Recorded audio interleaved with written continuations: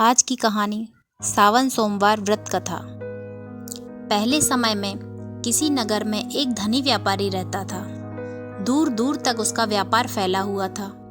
नगर के सभी लोग उस व्यापारी का सम्मान करते थे। इतना सब कुछ होने के बाद भी वह व्यापारी बहुत दुखी था, क्योंकि उसका कोई पुत्र नहीं था, जिस कारण अपनी मृत्यु के पश्चात व्यापार के उत्तराधिकारी की चिंता उसे हमेशा सताती रहती। पुत्र प्राप्ति की इच्छा से व्यापारी प्रत्येक सोमवार भगवान शिव की व्रत पूजा किया करता था और शाम के समय शिव मंदिर जाकर शिवजी के सामने घी का दिया जलाया करता था। उसकी भक्ति देखकर माँ पार्वती प्रसन्न हो गईं और भगवान शिव से उस व्यापारी की मनोकामना पूर्ण करने का निवेदन किया। भगवान शिव बोले, इस संसार में सबको उसके कर्म के अनुसार फल की प्राप्ति होती है। जो प्राणी जैसा कर्म करते हैं उन्हें वैसा ही फल प्राप्त होता है। शिवजी द्वारा समझाने के बावजूद माँ पार्वती नहीं मानी।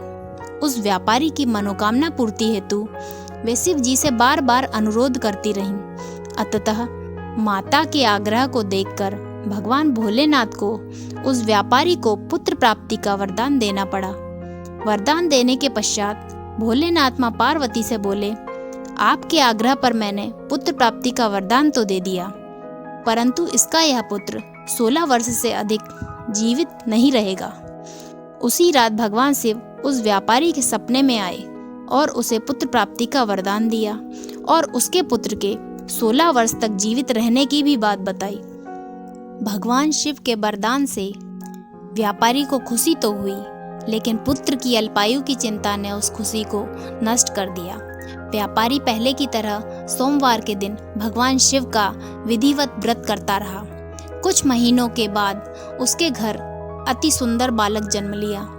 घर में खुशियां भर गईं। बहुत धूमधाम से पुत्र का जन्म समारोह मनाया गया, परंतु व्यापारी को पुत्र जन्म की अधिक खुशी नहीं हुई, क्योंकि उसे पुत्र की अल्प आयु के रहस्य का पता था।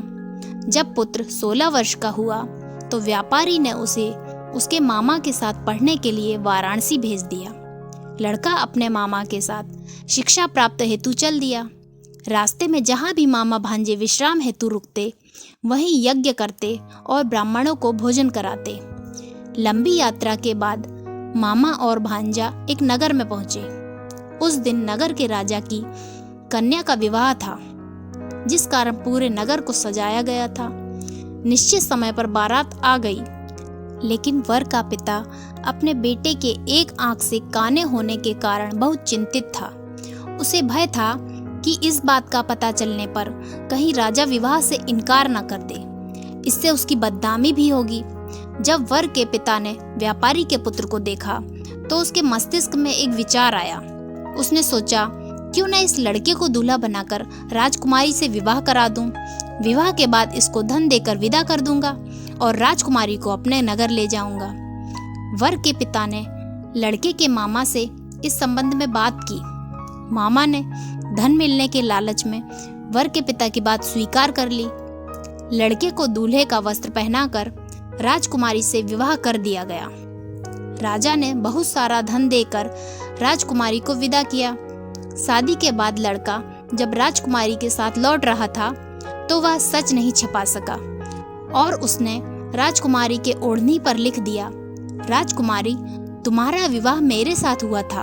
मैं तो वाराणसी पढ़ने के लिए जा रहा हूँ और अब तुम्हें जिस नवयुवक की पत्नी बनना पड़ेगा वह कान्हा है।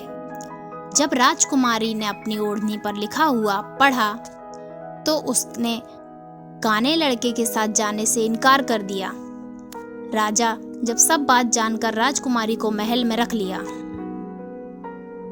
उधर लड़का अपने मामा के साथ वाराणसी पहुंच गया और गुरुकुल में पढ़ना शुरू कर दिया।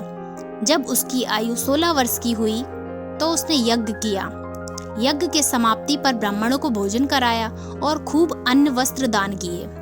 रात को वह अपने शयन कक्ष में सो गया। शिव के वरदान के अनुसार शयनावस्था में ही उसके प्राण पखेरु उड़ गए। सूर्योदय पर मामा मृत भांजे को देखकर रोने पीटने लगा।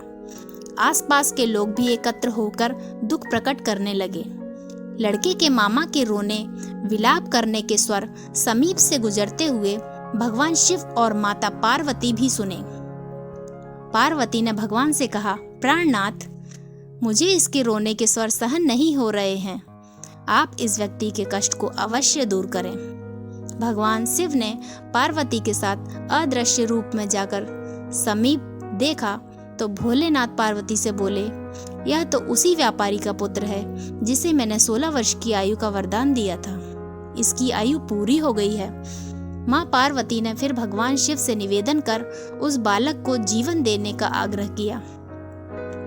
माता पार्वती के आग्रह पर भगवान शिव ने उस लड़के को जीवित होने का वरदान दिया और कुछ ही पल में वह जीवित होकर उठ बैठा। शिक्षा समाप्त करके लड़का मामा के साथ अपने नगर की ओर चल दिया।